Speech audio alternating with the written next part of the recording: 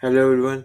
So in our previous training we talked about LSP, which ensures subclasses behave like their parent classes, and it solves the problem of incorrect inheritance between the classes.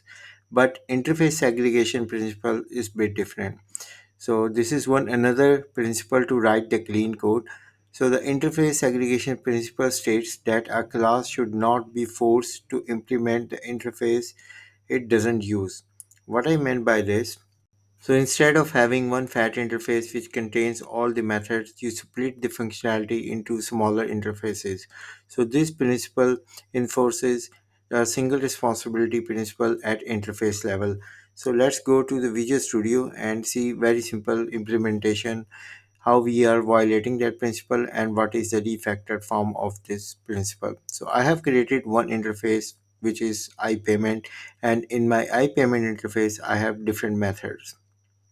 So one is the process payment, other is the refund, and one another is the validate card.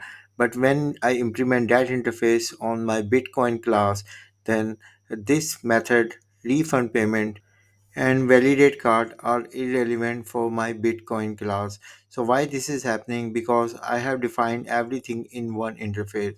So let's see this refactor form of this problem. So I have separated the functionality into three different interfaces, and I'm using all these three interfaces wherever I need. So for example, in my credit card payment, I need all three interfaces and I implemented them accordingly.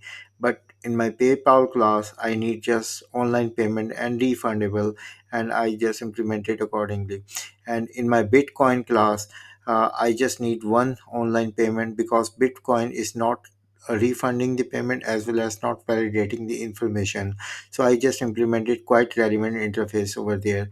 So this is how you can solve the ISP problem, because unknowingly, if you define everything in your interface, and when you are going to implement that interface, then if your method or the function get irrelevant, then you will violate the ISP.